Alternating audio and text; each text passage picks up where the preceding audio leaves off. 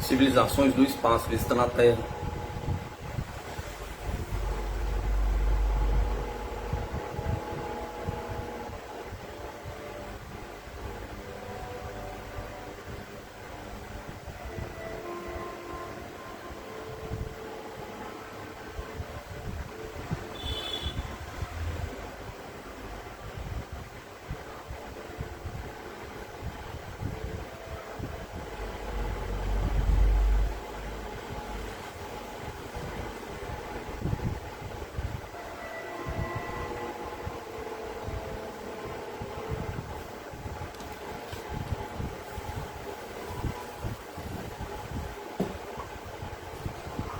Avistamento na estrada. Eles eram 4, Jamie, Luiz, Walter e Osmar. Todos estudavam no colégio São João, em Iraguaí. Na noite de 19 de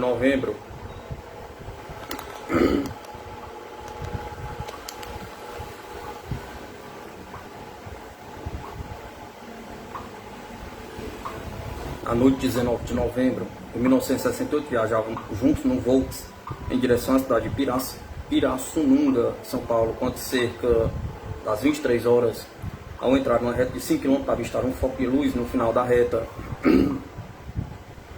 De início, pensaram que seria um veículo vindo em sentido contrário, como a luz demorou a aparecer, começaram a especular sobre o que seria. Quando estavam bem mais próximos, Luiz, que dirigia, piscou os faróis. O objeto respondeu ao sinal luminoso na mesma sequência de piscadas emitidos pelo veículo. Isso causou nervosismo em Luiz, que passou ao volante.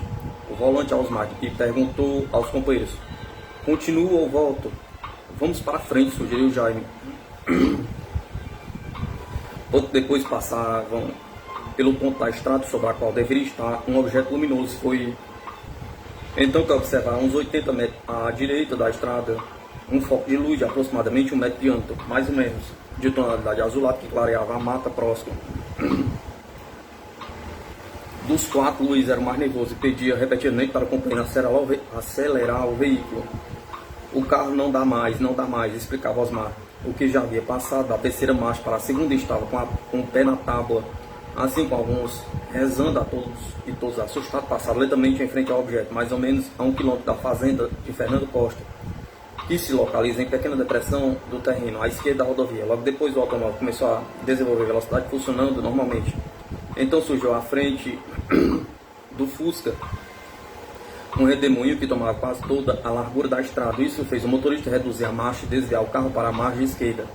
Mas o que viu em seguida o levou a frear ainda mais. No meio da estrada havia um homem em pé, olhando para o carro, com o braço direito estendido, tendo a palma da mão voltada para baixo, com a guinada para a esquerda e a frenagem rápida. O veículo passou raspando sem atropelá-lo, mas logo adiante, postados em fila na margem direita da estrada, estavam 3 outros homens olhando o carro. Eram indivíduos altos, com feições normais, usando macacão azul claro. Não falaram nem fizeram qualquer movimento.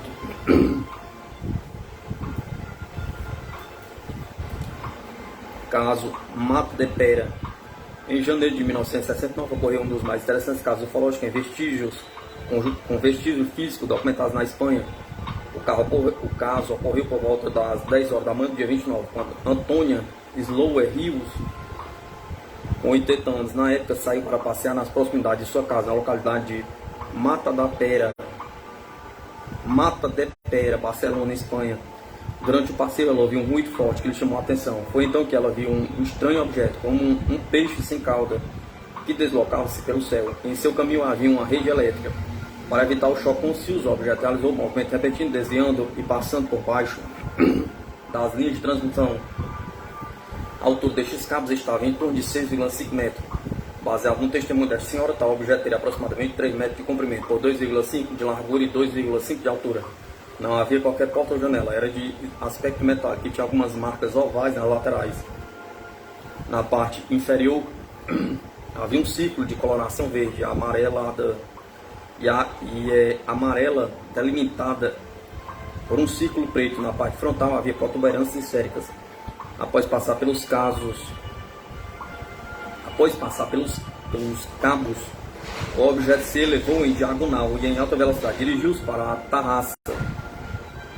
Pouco tempo depois do episódio, foram encontrados vestígios de passagem do estranho objeto aproximadamente 40 metros do local onde a testemunha estava no momento da aparição.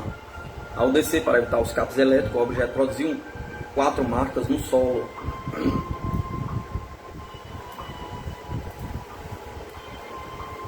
Em linha reta, paralelas entre si, orientadas no sentido de deslocamento do objeto. As marcas aparentavam terem sido produzidas por um material perfurante introduzido na terra. E elas tinham um diâmetro reduzido, mas eram bem profundos. Não havia qualquer sinal de ação de animais escavadores no local. O solo visível das marcas estavam visivelmente prensado, evidenciando que as marcas foram produzidas mediante força e pressão. O caso Turíbio Pereira. Era 2/10/68, uma quarta-feira. Turíbio Pereira acorda e se prepara para mais um dia de trabalho. Funcionário da Prefeitura de Lins, São Paulo. O Turíbio tinha a função de tratorista, um homem de estatura mediana, de origem indígena, olhos negros e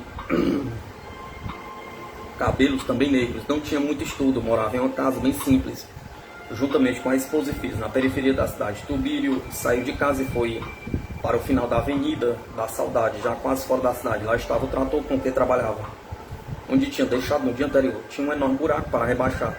Por volta das 6 horas da manhã, ao subir na esteira do trator para examinar o nível de óleo do diferencial, notou um pequeno veículo, não maior que um automóvel de passeio, flutuando próximo e mais abaixo do trator, quase tocando o solo. Tinha uns 5 metros de comprimento e uns 3 metros de largura. Era meio ovalado, tinha cor de ouro. Tinha uma plataforma ao seu redor e na parte de cima tinha uma cúpula transparente aberta. Lá dentro tinha 4 banquinhos e um painel diferente de tudo que já tinha visto. Não fazia nenhum ruído, ficou muito assustado e muito nervoso. Quando queria fugir dali imediatamente, mas não conseguiu. O trator estava estacionado na parte mais alta do barranco e o objeto estava flutuando na parte mais baixa, onde consequentemente Turíbio estava vendo o objeto por cima. A cúpula estava aproximadamente 1 metro abaixo das rodas do trator e na distância aproximada de 8 metros. Turíbio logo percebeu que não estava só, viu 4 seres muito parecidos entre si. Eram mais parecidos entre si que as próprias filhas gêmeas do Turíbio. Eram como seres humanos normais, tinham o mesmo tipo de vestimento, usavam uma túnica de cor azul cobrindo a cabeça e o corpo, usavam uma espécie de saia vermelha nos pés e uma espécie de sandálias com tiras enroladas na perna até próximo do joelho. O rosto era bem parecido com os humanos, tinha a pele lisa, eram bonitos e tinham uma face que lembrava a expressão de criança. Um ser estava de pé na plataforma do objeto, com algo na mão, que Turíbio imaginou inicialmente ser uma arma e depois constatou que realmente era. O outro colhia terra com uma espécie de pá prateada e levava para o interior do objeto. O terceiro estava examinando o motor do trator. O quarto estava no interior do veículo e olhava fixamente para Turíbio, enquanto que os dedos do ser teclavam um painel na horizontal que lembrava o teclado de um piano. Quando os seres perceberam a presença de Turíbio, aquele que estava na plataforma olhou fixamente para ele, disparou uma espécie de bolinha luminosa que o atingiu na barriga, na altura do estômago. Turíbio, com fortes dores na barriga quase insuportáveis, ficou completamente paralisado, mas conseguia ver e ouvir tudo. Os seres lentamente entraram no objeto e ocuparam os banquinhos. A plataforma foi recolhida para o interior do objeto e uma espécie de cúpula transparente envolveu os 4 seres. Lentamente o objeto foi subindo e de repente, sem nenhum ruído, disparou em alta velocidade, sumindo em poucos segundos. Lentamente o Turíbio sentia que as dores na barriga estavam aliviando. Com muita dificuldade conseguiu descer do trator. Começou a andar para buscar ajuda. Viu um caminhão na estrada. Era seu amigo Ismael, que o levou até a prefeitura, onde foi socorrido. Turíbio estava muito fraco e muito cansado. Tinha enormes olheiras e estava completamente pálido. Simplesmente estava traumatizado com tudo que lhe aconteceu. Depois que melhorou, foi para casa, onde teve várias crises de choro. Posteriormente, Turíbio foi levado para a unidade da aeronáutica no interior do estado. Ele não soube dizer qual foi essa unidade, nem em que cidade. Ou não sabia mesmo, ou então foi orientado para não falar. Ficou lá por 3 dias, onde foi medicado e interrogado pelos militares. Provavelmente eram os militares do 4º Comando Aéreo Regional de São Paulo, que na época tinha um grupo de pesquisa ufológica, o CIOANI, Sistema de Investigação de Objetos Aéreos Não Identificados, comandado pelo Major Brigadeiro José Vargas da Silva. Anos mais tarde, o Turíbio já morava em São Paulo. Conseguiu ir ao trabalho ao passar por baixo do viaduto Alcântara Machado, na Avenida Radial Leste, na zona leste da capital. Turíbio viu novamente o mesmo objeto, que ele dizia ser parecido com o automóvel Carmanguia. O objeto estava quase que grudado no teto do viaduto. Por telepatia, ouviu dentro da cabeça: não fique assustado, pois Só você está nos vendo, queremos conversar com você. Assim aconteceu a comunicação com esses seres. Disseram que não eram humanos e que eram de um mundo situado dentro do nosso mundo. Explicaram sobre a cultura, sobre o mundo deles, a natureza, etc. Turíbio não entendeu muito bem, imaginou-se um mundo paralelo ou outra dimensão. Tais seres também disseram que eram homem e mulher ao mesmo tempo, o que se reproduziam retirando um líquido da coxa com o auxílio de uma espécie de seringa, a qual depois era levado para uma espécie de incubadora para realizar a reprodução. Disseram ainda que estava em um grau evolutivo acima do nosso e que gostaria de fazer uma experiência com o Turíbio, pois ele estava muito debilitado. Assim eles partiram e foram embora. Turíbio não soube dizer se realmente fizeram alguma experiência com ele, pois nada sentiu. Turíbio nunca mais viu tais seres. O caso Mata-Formigas. A senhora Bárbara Mina da Silva, funcionária do Instituto de Zootecnia Industrial e Pecuária em Pirassununga, São Paulo, foi protagonista de uma experiência ecológica extraordinária. Tudo ocorreu na manhã de 6 de fevereiro de 1969, quando a testemunha trabalhava em uma plantação de arroz na Chácara do Moraes. Dois meninos, João Batista da Silva, de 9 anos na época, e Benedito Paulino Ramos, de 13, chamaram sua atenção para uma barraquinha reluzente que se achava a uns 500 metros de distância.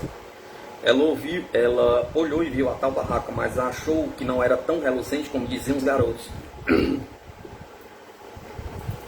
Tinha a forma triangular e pensei que fosse uma daquelas usadas pelos mata-formigas.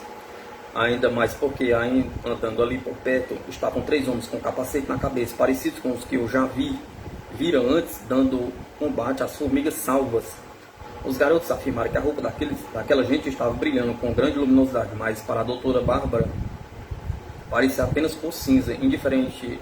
A testemunha continuou seu trabalho. De repente, os meninos gritaram: "Olha, a barraquinha desapareceu." Ela constatou que realmente não se via mais nem os mata-formigas nem a barraca, porém não se interessou pelo fato e prosseguiu capinando. Logo depois, os jovens chamaram sua atenção para a bola luminosa do tamanho do sol, imóvel, pouco acima do mato. Ela viu a bola, mas não ligou à excitação dos meninos, que lhe perguntavam repetidamente o que era aquilo. Após meia hora, mais ou menos, a luz desapareceu e em seguida uma aeronave da FAB desceu perto do local da ocorrência. Nos dias seguintes, o fato se repetiu várias vezes. Somente algum tempo depois, quando teve conhecimento do caso ocorrido com o Tiago Machado, que se deu no mesmo dia, perto do local da sua experiência, foi que pensou na coincidência. O caso Tiago Machado. Vários moradores do bairro Pinheiro, na cidade de Pirassununga, São Paulo, assistiram no dia 6 de fevereiro de 1969, às 7h30, um espetáculo ímpar e emocionante. Um objeto luminoso desceu do céu, a uns 800 metros de distância do mato. No mato, segundo uma das testemunhas, Dona Maria dos Santos, o objeto fazia movimento de subida e descida de pouco mais de meio metro acima do chão. Tiago Machado, 19 anos na época, dizendo Dona Maria, pensou que fosse um paraquedas azul, luminoso e um brilho total. Os outros disseram que era um disco voador e talvez com receio ninguém quis acompanhar Tiago na busca do objeto. Este muniu-se de um binóculo a tira-cola e seguiu o mato adentro, sendo guiado pelos gritos dos observadores distantes, que de onde estavam tinham melhor visão. Já bem adiante, Tiago resolveu pedir ajuda ao seu amigo Francisco Hanser, que morava por ali dentro do terreno do Instituto de Zootecnia. Seguiram os dois pelo mato, um pela parte de baixo, outro pela parte de cima. Em virtude da vegetação ser especial alta, Tiago só viu o objeto quando já estava a apenas 10 metros de distância. Mesmo assim, só percebeu estrutura arredondada, metálica, com 1,50 m de altura. Procurou melhor posição e ficou observando. Quase imediatamente abriu-se uma porta do aparelho e por ela saíram flutuando 2 tripulantes. Um de cada vez, baixando suavemente até o solo. Porém, dentro da nave ele distinguiu mais 2 observando através da escotilha. Eram homens pequenos, teriam 1,50 m de altura. Usavam roupa colante aluminizada que cobria todo o corpo, dos pés à cabeça. Na altura do rosto havia um visor transparente. O rosto tinha a pele lisa amarelada, com uma cicatriz em cada bochecha. O olho esquerdo ficava em um nível mais alto que o direito. Lábios finos, nariz achatado, olhos amarelos escuros, sem pupila e sem esclerótida. 2 rugas paralelas acima dos olhos, sem cílios nem pálpebras. O queixo dava a impressão de estar fugindo para trás. Os 2 tripulantes deram 3 passos na frente e o garoto deu 1, ficando assim a uns 8 metros frente a frente, quando entabularam conversação. Eles emitiram sons graves, naturais e roucos que pareciam sair de uma tromba que se movimentava na parte inferior da máscara de cada um ao falar. Quando o Tiago perguntou-lhe em português como teria chegado ali, um deles fez gestos de movimentos rotativos com a palma das mãos opostas, formando um círculo com os dois braços, que em seguida levantou e baixou várias vezes. Nesse momento o rapaz tirou um cigarro do maço que estava no bolso da camisa e o acendeu, o que foi observado com grande atenção pelos 4 seres que se entreolharam e trocaram palavras entre si. Tiago pegou o maço, que ainda tinha 14 cigarros, e jogou na direção dos seres. Um deles, sem desviar os olhos do garoto, apanhou com uma certa dificuldade. Quando a mão do tripulante estava a uns 10 centímetros do maço de cigarro, este moveu-se sozinho, sendo apanhado pelo ufonauta. Após isso, ele levou o maço de cigarro até o peito, e como um passe de mágica, este desapareceu. Diante desse fato, 2 deles riram, mostrando dentes enegrecidos e diferentes. Depois dos cigarros, os 2 mais confiantes deram um passo em direção ao Tiago, que fez o mesmo. Para mostrar boas intenções, Tiago tirou o binóculo do pescoço, colocou no chão. Os tripulantes, com medo, recuaram 4 passos. Vendo isso, Tiago colocou novamente o binóculo no pescoço. Após isso, ambos os ufonautas aproximaram-se novamente. Os ufonautas então tentaram uma nova comunicação. Eles começaram a falar e a gesticular por cerca de 15 minutos, até que, ouvindo o grito de Francisco chamando pelo amigo, recuaram lentamente, sempre de costas para o disco.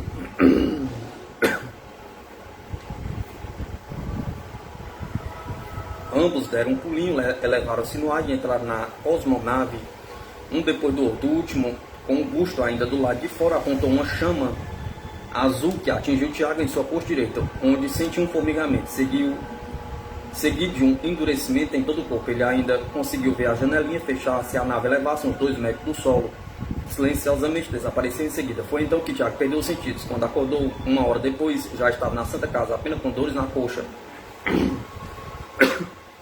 No local da aterrissagem do objeto, a vegetação estava amassada num círculo de 4 metros de diâmetro, e dentro desta área 3 buracos correspondentes às conchas das quais se apoiavam as pernas do tripé. Tiago, desse dia, ingeriu de 3 a 4 litros de água e dormiu muito. No dia seguinte, ainda tomou água em abundância.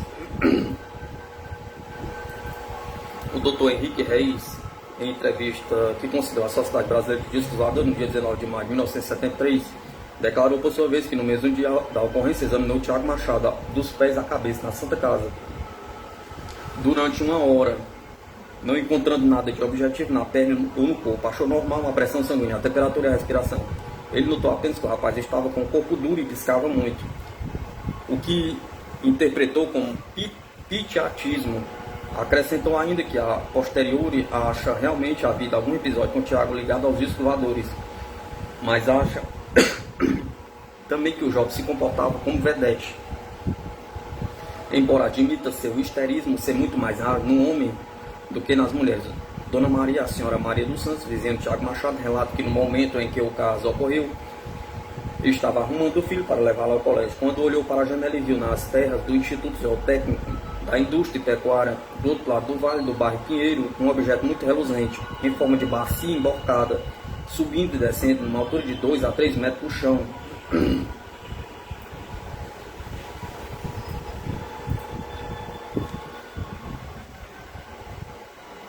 Ela viu quando Tiago entrou no mato à procura do objeto.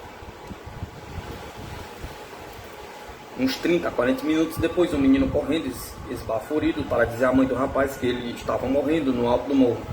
Dona Maria dos Santos e a outra vizinha, Ana Maria Cleonice, acompanharam a mãe do rapaz, Senhora Maria Machado Mitzler, mato adentro atrás do rapaz. Encontraram-no caído, olhos abertos, mas todo abobalhado, pálido, suando copiosamente, repetindo sem parar: água, água, água. Não se aguentando em pé, ele foi arrastado pelas 3 senhoras para a casa mais próxima do senhor Francisco Hansen.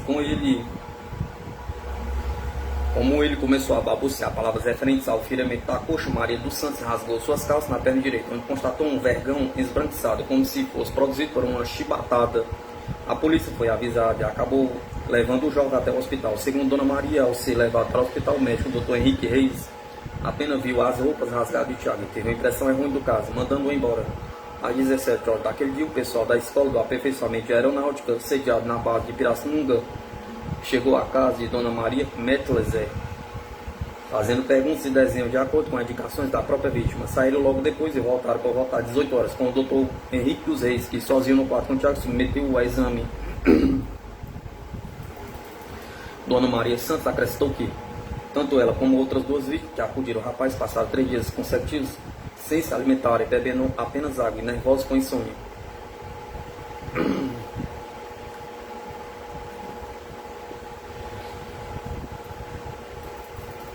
Pirassununga, São Paulo.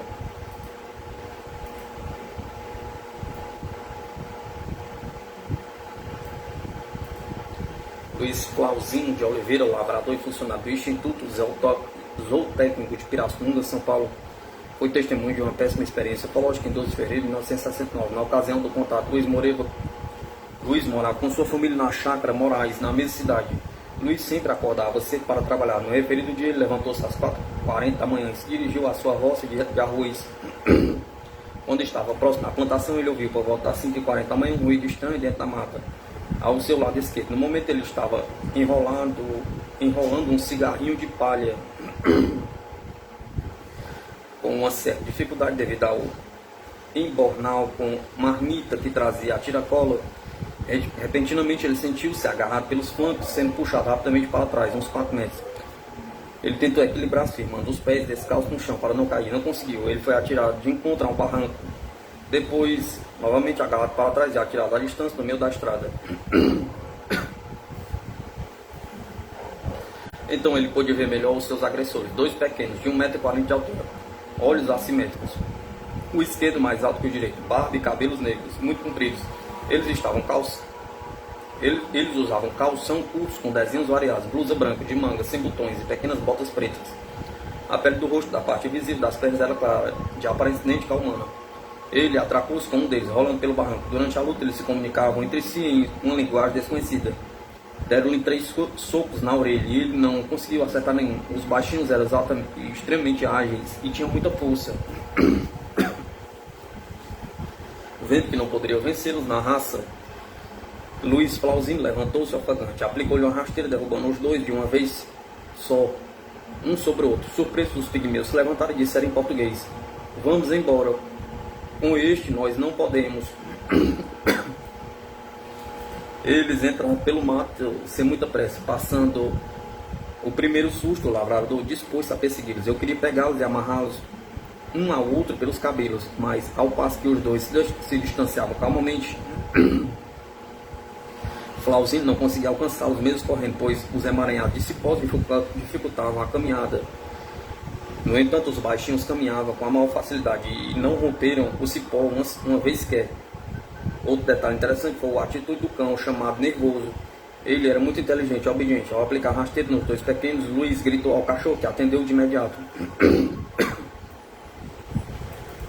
E avançou contra os homens, mas antes de atingir os 2, rolou pelo chão, uivando e grunhindo. Quando os estranhos foram embora, Nervoso continuou a rolar no chão, embora sem grunhir e uivar. Só depois de Luiz Flauzinho apanhou o embornal foi que o animal se acalmou, ficando em pé com dificuldade, como se estivesse tonto.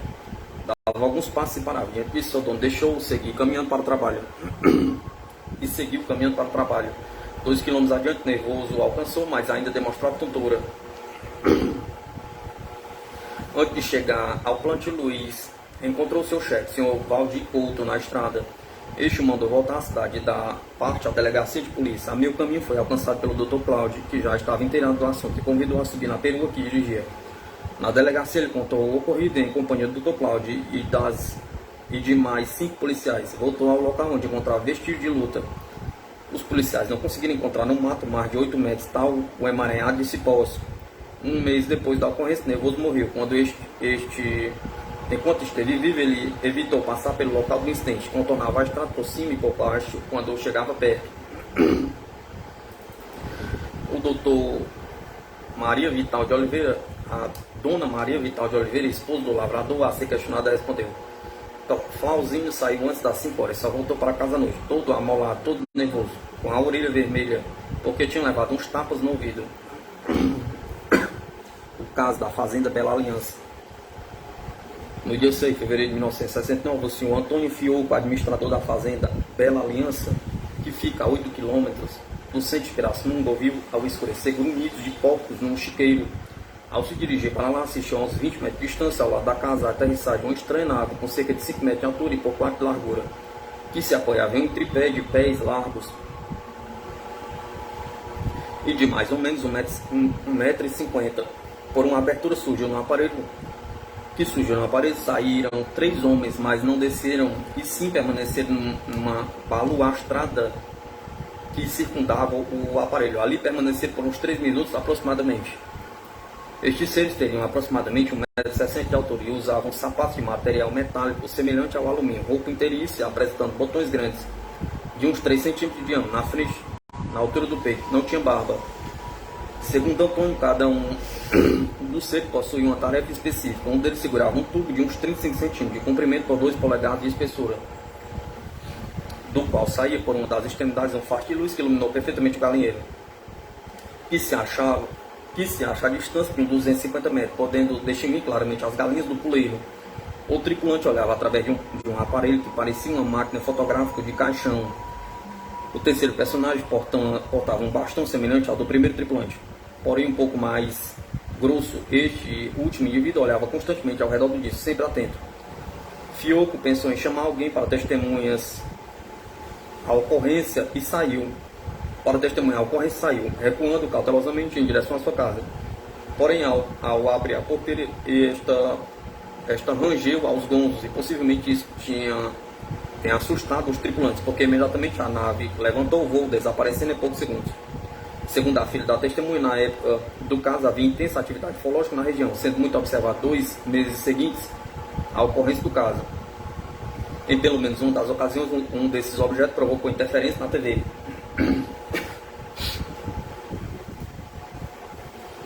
Caso K11.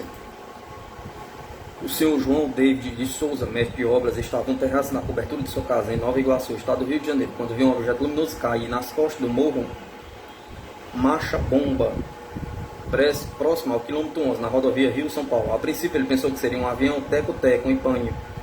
Ele percebeu que o objeto rodava como um peão e soltava uma fumaça como se estivesse avariado.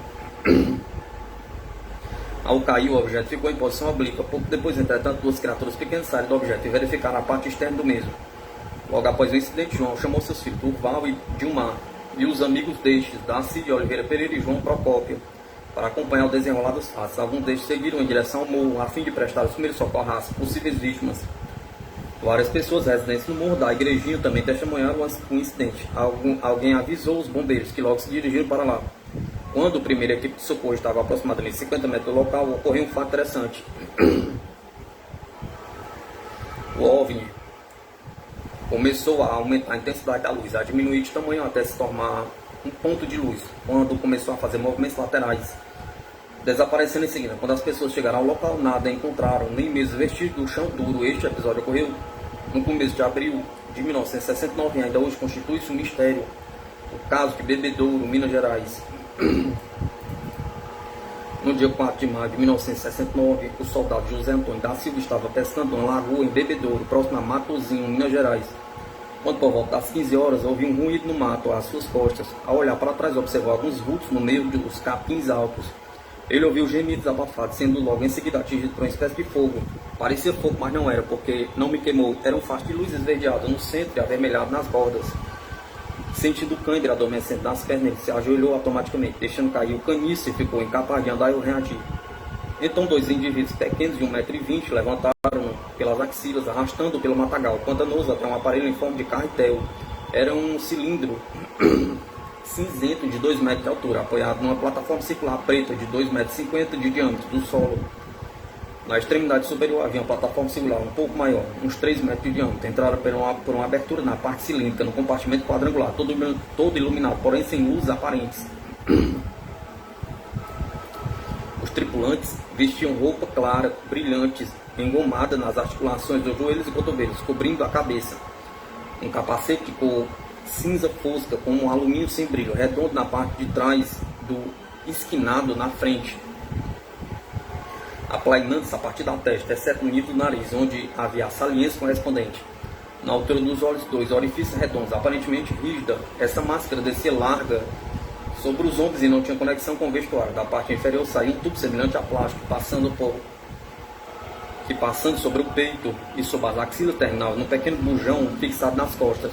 Era Era grande o contraste entre os tripulantes e José Antônio, que vestia apenas um calção curto de camuça amarela, com uma grande rosário enrolado na cintura e um gorro de meia de mulher na cabeça, coberto por outro, de malha preta.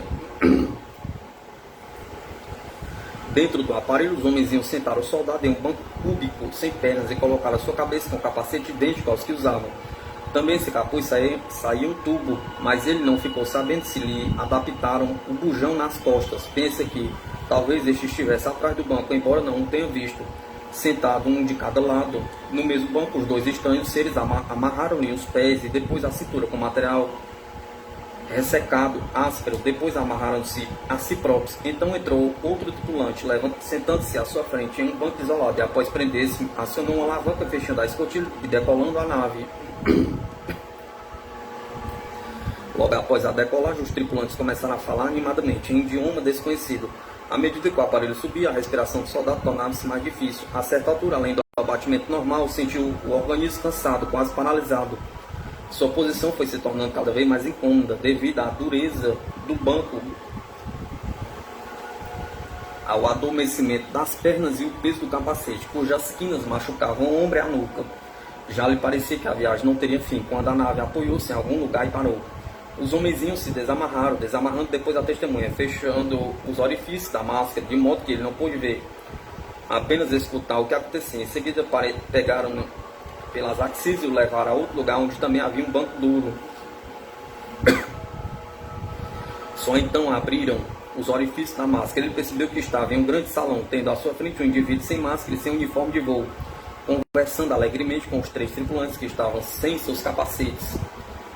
Segundo José, estes seres tinham cabelos longos, ondulados e avermelhados, barba espessa e comprida, chegando até o abdômen, pele clara, olhos arredondados, grandes, com esclerótica mais escura do que a pele, pupilas bem escuras, sobrancelhas grossas, nariz afilado e comprido, orelhas grandes, desapontadas na parte superior, boca larga, parecendo boca de peixe. Seu ângulo de visão era muito pequeno, mas forçado. A posição viu ao lado, num estrado, enfileiradas em decúbito dorsal, desnudo, 4 homens, pareciam mortos. 2 deles eram robustos, sendo um deles negro e o outro claro.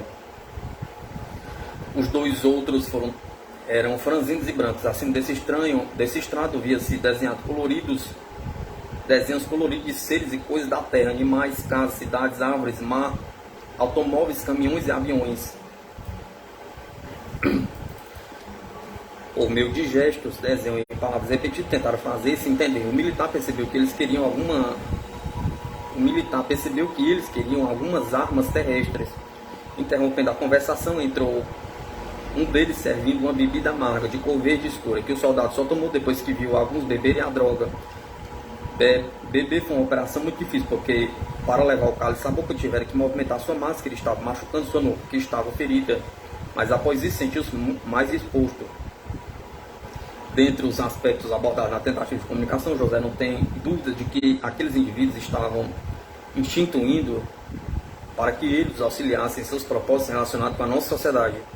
O líder propôs-lhe levá-lo de volta à Terra, onde durante 3 anos ficaria colhendo informações para eles. Mandaria depois buscá-lo para junto deles, a fim de que estudasse ali no período de 7 anos. Finalmente deixá-lo ir definitivamente na Terra, com um guia para a sua gente. Como resposta, José Antônio fez o sinal negativo para indicar sua recusa e, manipulando o rosário, começando a rezar em voz alta. Mas o chefe, demonstrando irritação, arrancou o crucifixo. Subitamente, enquanto os homenzinhos examinavam o crucifixo e as contas, surgiu um homem aparentemente humano, com aproximadamente 1,70 m, com roupa escura, semelhante a um hábito de frade. Este ser que estava descalço, tinha barba e cabelo compridos, alourados, pele clara e corada. Os pequenos seres que lá estavam aparentemente não viram a entrada deste outro, e durante todo o tempo em que lá permaneceu não demonstraram ter visto. A presença desta figura trouxe alívio a José Antônio, que classificou como uma boa pessoa, um dos nossos. Ele animou-se ainda mais com a mensagem que recebeu nesse momento. Segundo ele, esse ser teria passado revelações que deveriam ser transmitidas somente após receber novas instruções por volta de 3 anos depois.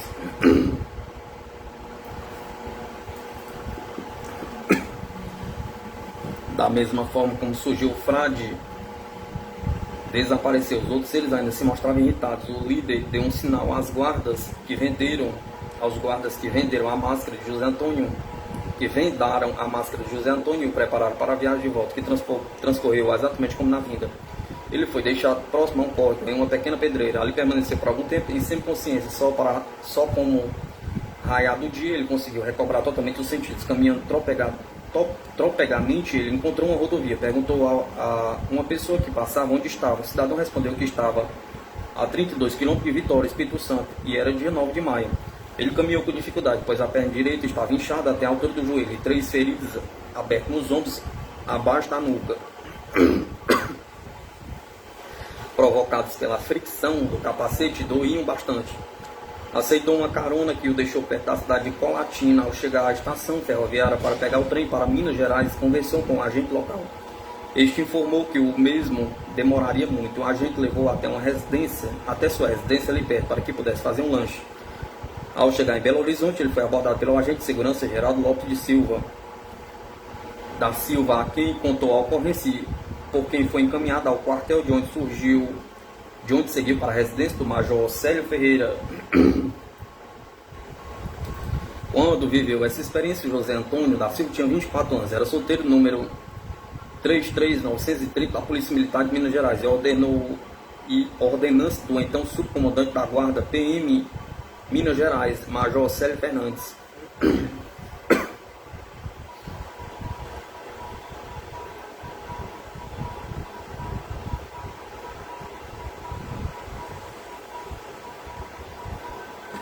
Abdução na Vila Operária.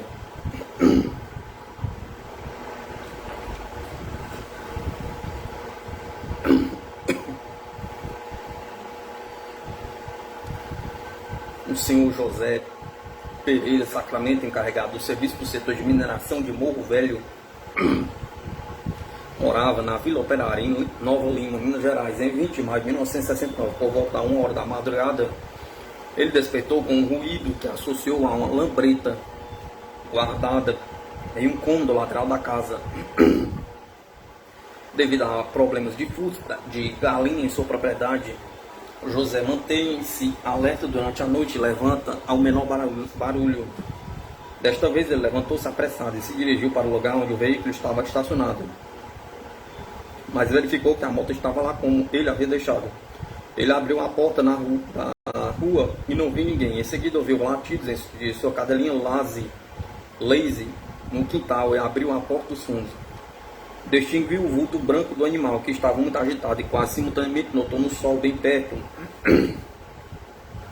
um reflexo luminoso de forma circular que se movimentava como um foco de lanterna. Olhou para o alto e viu um farol a 500 ou 100 metros de altura. O foco foi aumentando de tamanho, descendo em sua direção sem qualquer ruído. Receoso, tentou entrar na casa, mas suas pernas não obedeciam ao seu impulso. Estava imobilizado, olhando e raciocinando. A luz provinha de um enorme objeto que aterrissou bem na frente onde estava e desligou o farol. Imediatamente sentiu-se atraído para uma abertura que surgiu na estranha nave. Tentou gritar, reagir, mas não tinha voz nem movimentos. Sem saber como, viu-se dentro de um estreito cômodo. Era uma espécie de elevador que o levou a um compartimento circular, abobado e profundamente iluminado. Grande, com uns 14 metros de diâmetro. Ali observando 6 pequenos seres de uns 80 centímetros.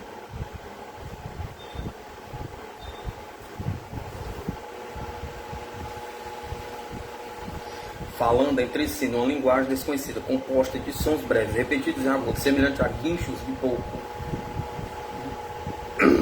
Cada um deles estava de abdômen para baixo, dentro de uma espécie de tubo ou cilindro, de mais ou menos 1 metro de diâmetro por 40 centímetros de altura, e todos distribuídos em 2 fileiras, sendo 3 na frente e 3 atrás. Entre as 2 alas havia no piso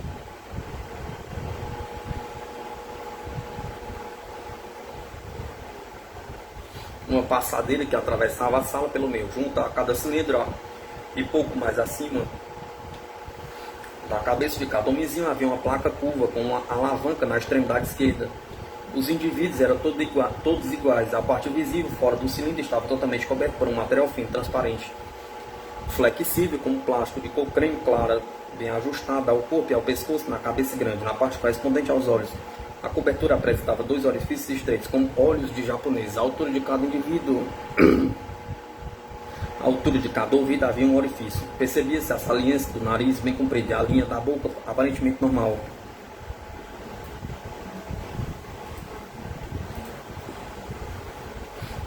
Transcorrido 4 ou 5 minutos desde que entraram no compartimento, o senhor José Pereira viu o indivíduo que encabeçava a fileira esquerda levantar um braço em direção do painel e manipular uma peça. Imediatamente a iluminação ambiente foi aumentando de intensidade até que ele não pôde mais suportar, perdeu a consciência. Só requebrou os sentidos às 6 horas da manhã, ao ser acordado em seu leito por sua esposa. Não sabe quanto tempo esteve no aparelho, nem tem a mínima ideia de como voltou para casa e para a cama. Sua esposa viu-o levantar-se, mas não percebeu como ele voltou. Logo ao acordar, ficou impressionado com a ocorrência, mas ainda ao notar que sentia dores no ombro esquerdo, que estava com os olhos vermelhos, as pálpebras inchadas e que sentia dificuldade em firmar a vista. Os distúrbios visuais persistiram por um mês, mas não procurou médico. Quase um ano depois ainda sentia a cabeça leve e dificuldade para se concentrar. Caso em Pembroke. Transcrição do texto do livro UFA, Observações, Aterrissagens e Sequestros de Yurko Bordachuk. Um dos mais notáveis casos envolvendo uma prova direta de um vestido de pouso nos vem de um pseudo-UFO na região de Tensão. Este episódio, que teve lugar perto de Chapal, na ilha de Alumet, situada a 75 milhas a oeste de Ottawa, durante a primavera de 1969, provou ser o mais espetacular de uma onda de outras observações relatadas na região de Pembroke, no vale de Ottawa, naquela primavera.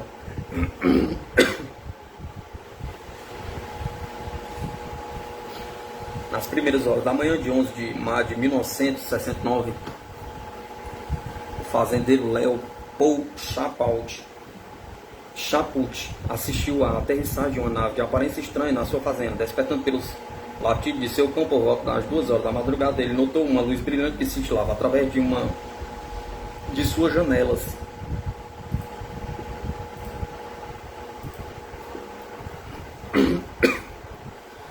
Olhando para o lado de fora, ficou atônito ao ver um objeto parecido com a cúpula pousado no solo e não mais de 500 pés de largura. Parecia-se um pouco com os capacetes militares usados pelo exército francês durante a Segunda Guerra Mundial. Enquanto Mr. Chaput observava a luz sair do misterioso aparelho, feriu-lhe os olhos, obrigando-os a tampá-los por alguns instantes. Quando tornou a olhar, segundos mais tarde, a nave tinha desaparecido, deixando apenas um zumbido fraco de motor afastando-se a noite adentro.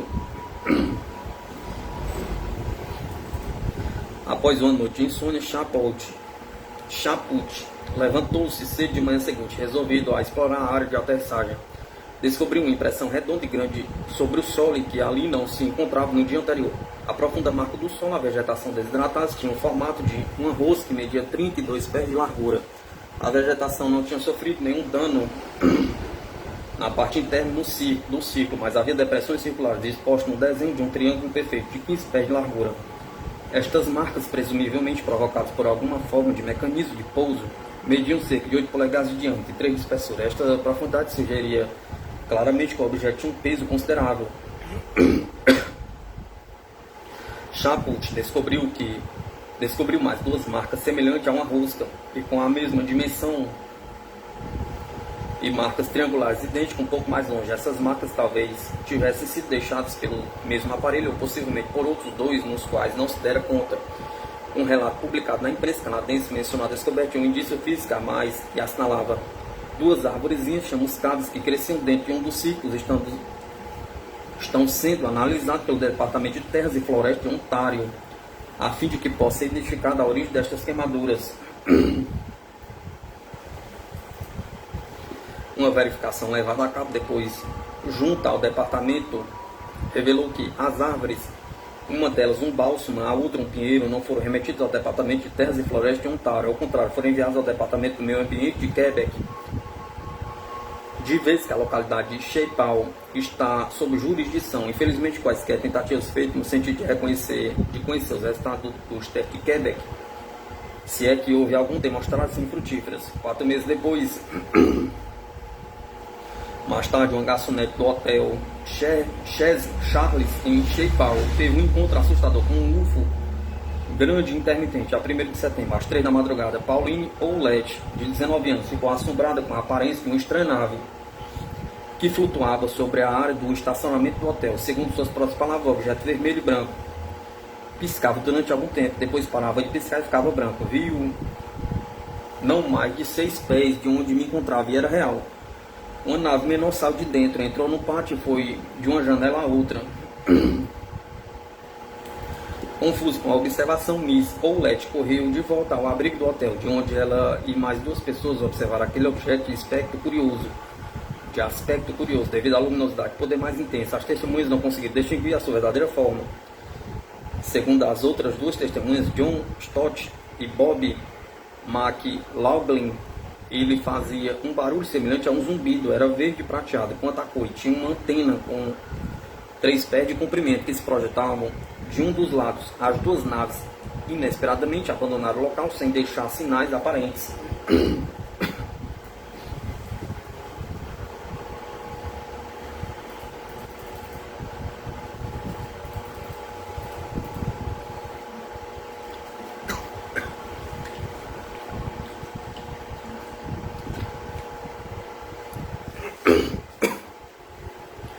Caso Abby. Em Abby, Alberta, Canadá, uma menina avistou um disco voador que emitia luz que a cega temporariamente, além de causar dano à vegetação local. Transcrição do trecho do livro Observações, Aterrissagem e Sequestro de Yurko Bordachuk. Em Abby, Alberta, uma menina de 10 anos de idade experimentou um aperto temporário de visão. Depois de ter olhado diretamente para o trem de aterrissagem, um UFO muito brilhante que se achava ao menos de 10 pés de distância. Como uma prova corroborativa, a nave também causou danos às folhagens próximas ao local da observação.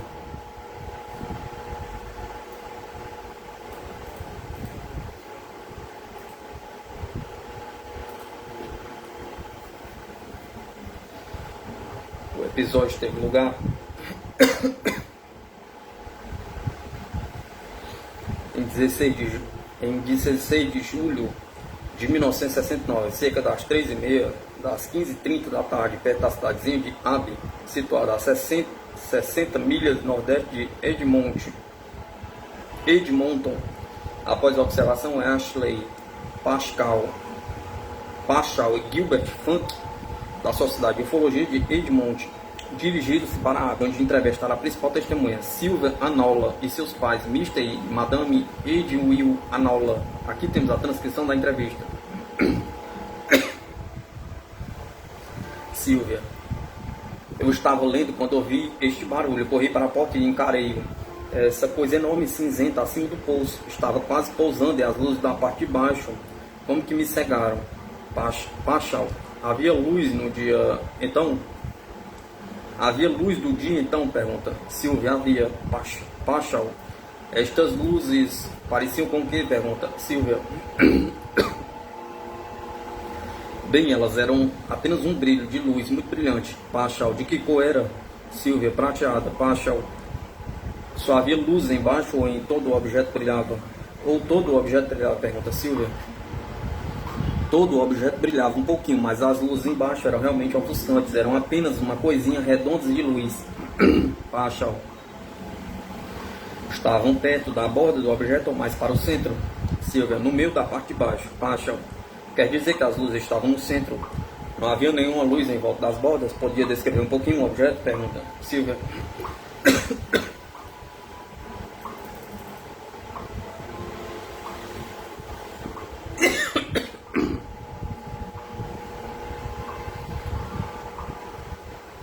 Bem, Sylvia: bem, ele parecia um chapéu. Paschal: as bordas eram arredondadas ou arestadas? Pergunta Sylvia. Arredondadas. Paschal: que tipo de chapéu? Pergunta Sylvia. Bem, igual a cartola. Paschal: os cantos eram pontiagudos? Pergunta Sylvia. Não. Paschal: na parte de cima havia alguma coisa parecida com a cabine ou qualquer outra coisa? Pergunta Sylvia. Não. Paschal: havia alguma antena ou qualquer outra coisa saindo dele? Pergunta Sylvia. Não. Paschal: quer dizer que tudo quanto viu foi esse objeto com as luzes embaixo? Muito bem, você viu esse objeto descendo. Agora, poderia nos dizer o que fez então? Pergunta. Silvia. Bom, depois pensei que ele tivesse ido embora e estava cego. Entrei e contei tudo à mamãe. E enquanto isso eu batia de encontro a todas as coisas. Paixão está bem, mas acho que andamos um pouquinho rápido demais nesse pedaço. Você viu o objeto descendo e correu para casa. E correu para fora. A que distância ficou quando chegou mais perto dele? Silvia. Oh, cerca de 10 pés. Paixão. Ele estava bem em cima de você ou ao seu lado? Pergunta. Silvia. Bem acima, afastado de mim. Paixão. Entendo. E estava olhando diretamente para a luz? Silvia. Sim, estava. Paixão. Já vi alguma vez uma lâmpada de flash fotografada ou um soldador elétrico? Pergunta. Silvia. Já. Você diria que ele era tão brilhante quanto um soldador elétrico? Pergunta. Silvia. Mais brilhante. Paixão. E disse que ficou cega. Silvia. Sim. Paixão. Por quanto tempo mais ou menos? Pergunta. Silvia. Uma meia hora. Paixão. Depois disso seus olhos doeram alguns dias? Pergunta. Silvia. Sim.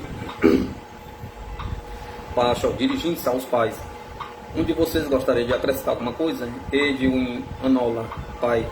Encontrava-me numa das dependências externas e podia ouvir. Bem, na verdade, pensei, lá embaixo, na colina, há uma mesa de aço com um torno. Muitas vezes prendeu coisas ali, começava a lineá-las. O senhor entende, era um imitar que eu fazia. Escutei aquela espécie de ziu-ziu, ziu-ziu-ziu, e depois parecia-me que a velocidade tinha aumentado, até que ficou fazendo ziu, ziu, ziu. E então pensei com meus botões, ela deve estar realmente fazendo alguma coisa por lá. E então o barulho sumiu e foi que ela viu o disco voador nesse meu tempo. Depois que ele desapareceu, nós estávamos todos de pé ali, podíamos escutar vozes e sons parecidos com um rádio de 2 faixas. Havia uma patrulha da polícia estacionada na esquina e em mais ou menos 1 milha de distância daqui, pois tinha havido um acidente na esquina. Agora, este UF e o desastre tem algo em comum, não sei, mas de qualquer maneira o motorista do carro saiu da rodovia, atravessou a via de acesso e foi direto ao encontro de um poste telefônico, morreu instantaneamente. Madame Anola, mãe. Ele já estava morto antes de se chocar com o poste. Edwin Anola, pai. Assim afirmaram eles, mas a questão é esta, o carro estava bastante longe. Mas com as janelas abaixadas, podia ouvir cada palavra dita no rádio das 2 faixas, pois o ar estava tão eletrificado ou claro. Seja lá como quiser classificar. Aquele som se ouvia de longe. Fui sugerindo que talvez o rádio estivesse ligado aos alto-falantes externos. Paixão. E o senhor acha que isto poderia ter acontecido praticamente ao mesmo tempo? Edwin Anola, pai. O desastre e a observação do UFO devem ter acontecido ao mesmo tempo. Madame Anola, mãe. Ela disse que o objeto parecia vir do norte e o carro estava indo para o norte. Paixão. O motorista do carro talvez tenha avistado o objeto. Ao prestar atenção, ele saiu da rodovia. Edwin Anola, pai. Sentimos falta do nosso cachorro, mas ele nunca fugia de casa. Realmente nunca, desde que estivéssemos em casa. Então entrei numa meia tonelada caminhão e andei por todos os lados, que posso imaginar mais nada do cão. Ele atende a companhia de bicicleta quando está brincando no campo ou algo assim. Tentamos a campainha, nada, o cachorro tinha desaparecido. Então precisei sair, digamos, uma meia hora mais tarde depois de ter acontecido isto, e deparei com ele encolhido sobre um portão. Ele adorava passear de carro, abri a porta e chamei, Tani, venha. Ele não foi capaz de se mexer, foi preciso que eu descesse, pegasse e pusesse dentro do veículo, e quando chegamos aqui, ele não parou de olhar à sua volta e saiu correndo do carro, o que não costuma fazer de forma alguma. Paixão. Bom, estes objetos emitem, ao que sabemos, sons muito agudos e que os cães podem ouvir, e isto incomoda-os. Acho que deve ter sido isto que aconteceu. G-Funk, estes objetos também lhe proporcionam uma experiência desagradável e assustadora. Em vários relatos que ouvimos havia referência ao fato de os animais assumirem quase sempre uma atitude estranha e ficarem acovardados ou apavorados. É bastante interessante e importante que o senhor tenha nos relatado isso. Paixão. O que o seu cão fez é um pouco mais do que os cachorros costumam fazer. Muitos deles ficam cheios de medo, mas não abandonam a casa. O seu fez. Edwin Anola, pai. Ele saiu de casa, isto é certo, ele abandonou a casa e ele não era aquilo que se diria, um cão medroso, de modo algum. Ele lutava por seus direitos, o senhor entende, e ninguém aqui o maltratava, mas desta feita ele saiu de casa e não queria mais voltar. Do poço ali adiante, ele decolou, seguindo um rumo norte-oeste, o rastro bem. Ele levou-se para alcançar as copas das árvores e estas ficaram queimadas, sabe? O senhor poderia ter visto, quer dizer, nós as mostramos para uma porção de gente, e as folhas elas secaram nas árvores, entende? E ali ficaram durante todo o inverno. Os danos causados à vegetação, tanto no nível do solo como no nível das copas, é um dos efeitos colaterais, mais comumente relacionados com a presença dos outros. Contudo, a maioria dos danos parece ter sido causada a partir de uma exposição ao calor, que se acredita ser uma radiação micro-ondas. Neste caso, em particular, ignora-se as folhagens foram ou não submetidas à análise.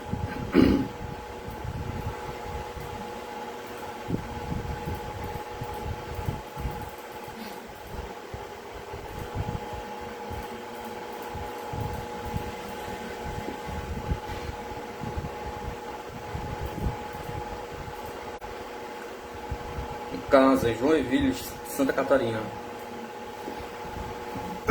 No caso, em Epigrafe, Vila Balmer, o que exigiu uma atenção foi a morfologia retangular do tripulante do disco voador, que foge à concepção dos seres vivos terrestres, da teoria da nossa evolução. A pesquisa se deve ao nosso companheiro Carlos Varacim, de Curitiba, Paraná, pioneiro no Brasil em pesquisa desse tipo de tripulante.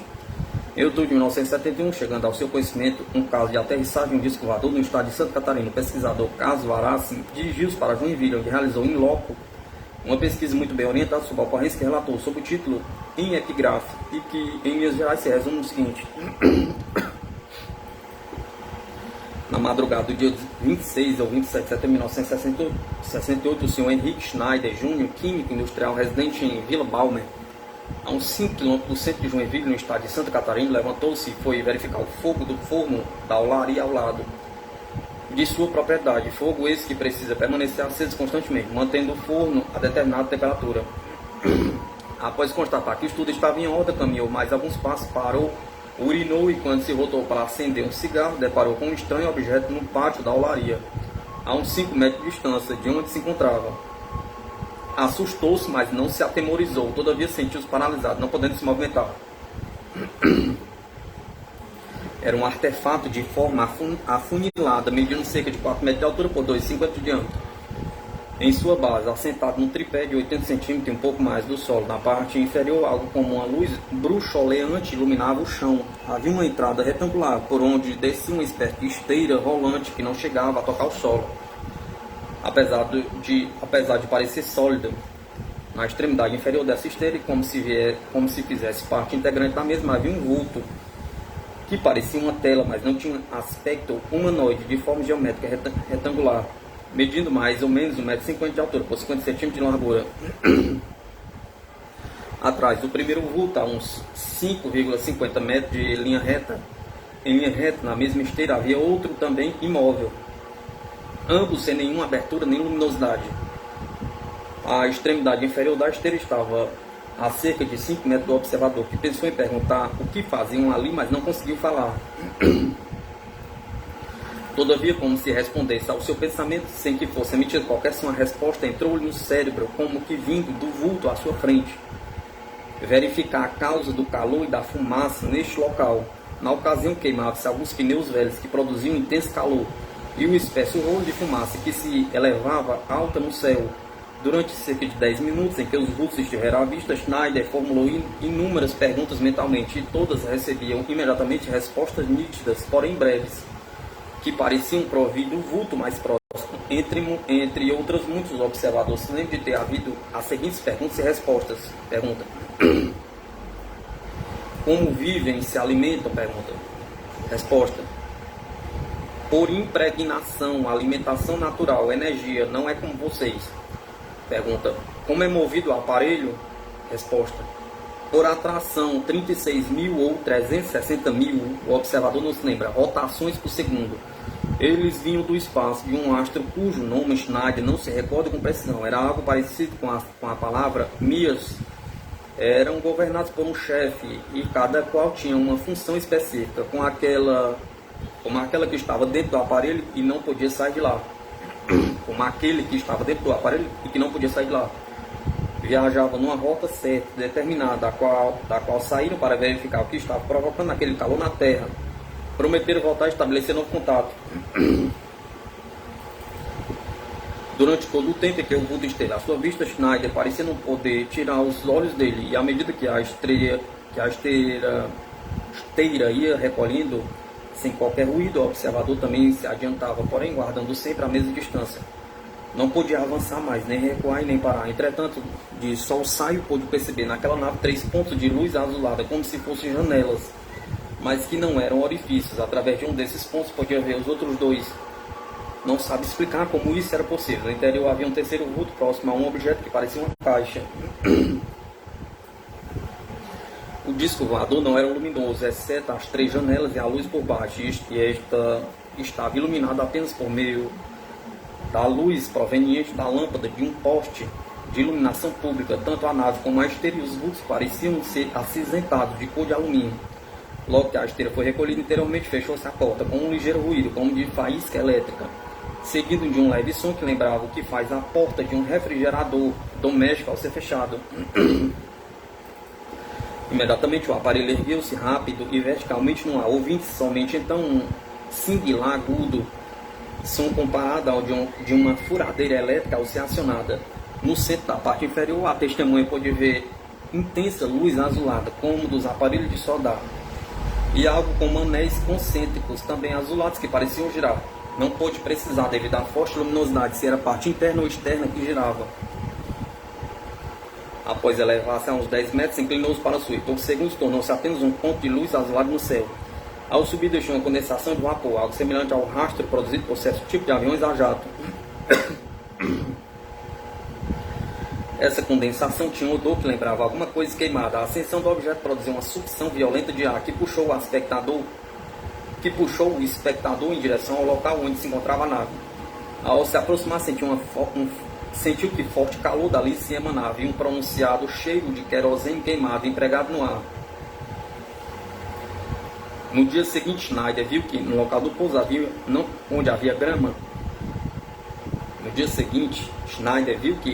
do pouso onde havia grama, num círculo de aproximadamente 65 centímetros do chão, a mesma estava queimada, concêntrica ao maior. Havia um círculo menor, onde a terra estava como que prensada e apresentando uma depressão de uns 10 centímetros. Havia também marcas de um tripé, tendo cada marca uns 10 centímetros de diâmetro. 8 ou 10 telhas de olaria do ponto mais próximo da aterrissagem estavam fora do lugar, como se houvesse sido levantadas por ventania. Uma delas chegou a desprender-se e quebrar. Assim, um velho caminhão em condição de uso que se achava estacionado perto apresentou vários defeitos: bateria descarregada, platinado e distribuidor enguiçados, dínamo e motor de arranque afetados. 3 ou 4 dias depois, o Dr.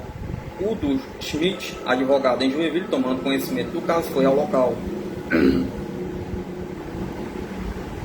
em companhia dos senhores Karen Silva, comerciante, e Paulo Mertins. Quando pude fotografar a depressão dentro do ciclo da grama queimada e constatar também um cheiro peculiar de queimado, odor que ainda era claramente perceptível, que pendurou por 4 ou 5 meses. Durante esse tempo, a vegetação não cresceu quando dentro daquele ciclo, até hoje. Não existe capim no exato local do pouso, embora alguns tufos de grama crescem ao redor. Cerca de 5 meses depois, o Sr. Henrique Schneider Jr. viu um objeto luminoso cruzar o céu rapidamente. Nessa noite, sem motivo aparente, Schneider saiu de casa e sentiu que devia olhar para o céu. Foi então que viu o objeto. Teve tempo de chamar outras pessoas que também o viram, entre eles seu filho Amaury e o casal vizinho, Senhora Maria Carvalho e seu marido. O protagonista da ocorrência, Sr. Henrique Schneider Jr., é pessoa respeitabilíssima naquela cidade.